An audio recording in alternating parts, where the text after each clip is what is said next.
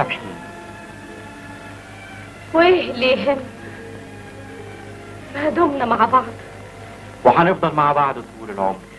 بعد كده مش ممكن نتحمل ألم الفراق. خلينا نعيش سوا ونموت سوا يا حبيبتي.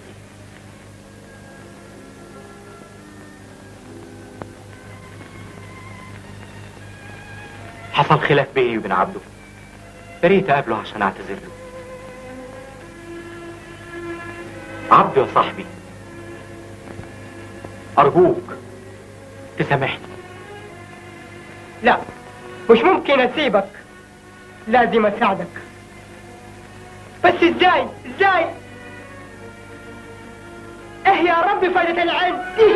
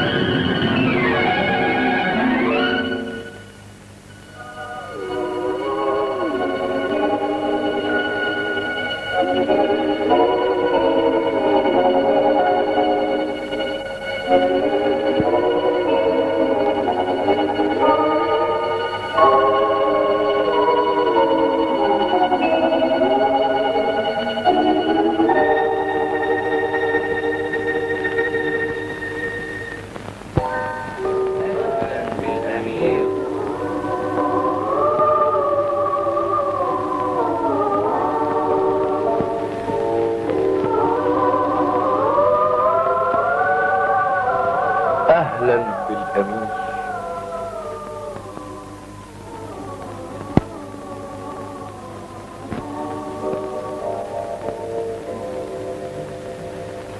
اسمح لي حضرتك، ده لازم فيه غلط.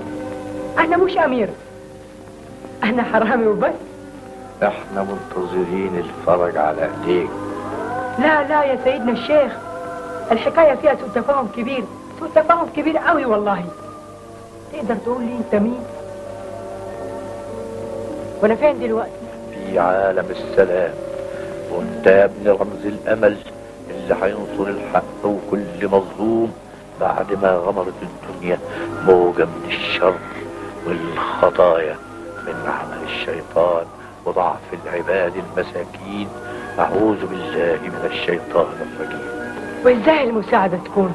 هجرنا دنيا الغرور وعشنا بعيد عن الناس نعبد الله خالق الأرض والسماوات، وندعوه تعالى التوفيق لعباده وأن يغفر ما تقدم من ذنوبهم وما تأخر، إنه بعباده لطيف خبير.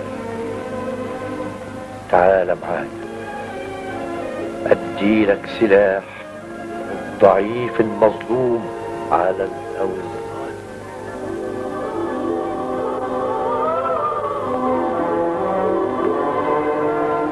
قدامك اهو.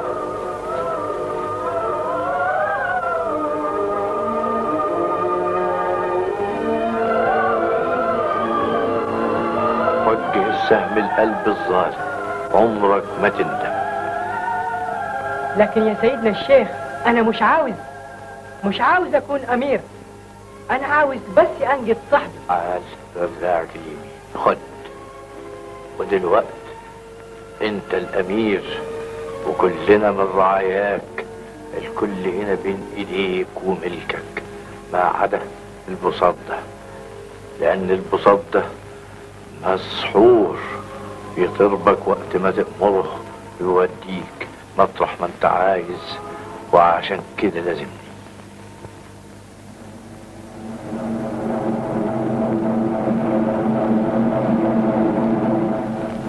وفي هذا العصر تمات الظالم فطغى وتكبر، قسى ولم يرحم، وتمادى الناس في عالم الضلال لا يقاومون ما هم فيه من شرور وآثام.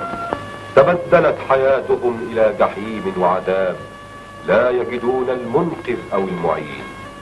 فيا عباد الله، إن ينصركم الله فلا غالب لكم، وإن يخذلكم فمن ذا الذي ينصركم من بعده.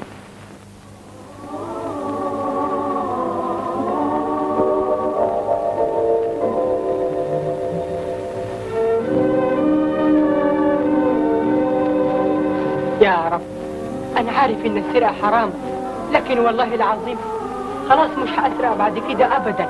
لكن بساط الريح ده لازم أسرقه عشان أروح بغداد. أما الشيخ العجوز اللي هنا فده راجل باين عليه الإيمان والطيبة، وإنت يا رب قادر على كل شيء، قادر تحقق له كل حاجة من غير ما يحتاج البساط ده. كله ده ممكن. لازم أكون في بغداد، لازم أخلص صاحبي، فالوقت بيمر ولازم أنجده. أنت يا رب كريم عادل، سامحني في السؤال. سير يا أبو صاد. استنى.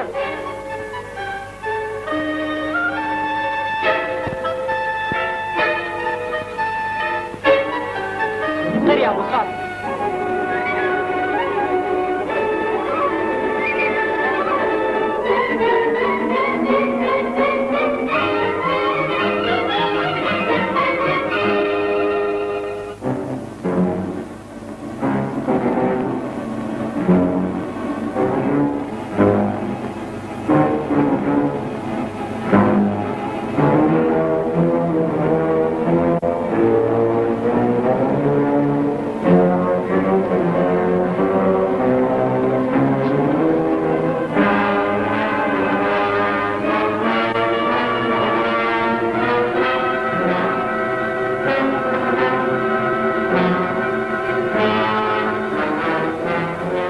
يا ترى ليه مغمضة عينيكي؟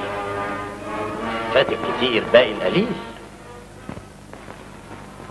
وتساءل الصبر يا قوم، هذه الحال لا تدوم.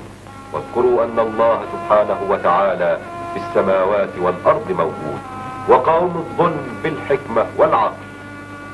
هذا هو المنقذ المعين. واعلموا أن عين الظالم غافلة، وعين الإله ساهرة على عباده المخلصين ولو بعد حين.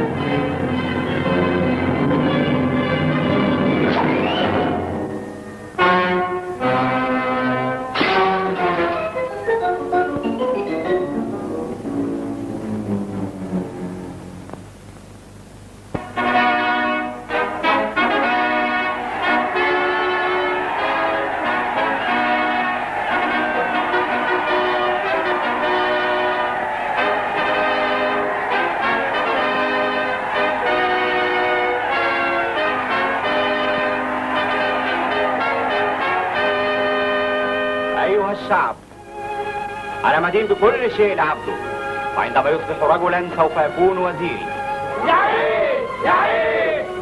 سوف يلتحق بأكبر معاهد العلم في بغداد، وأجمع له صفوة الحكماء ليلقنوه حكمة العالم.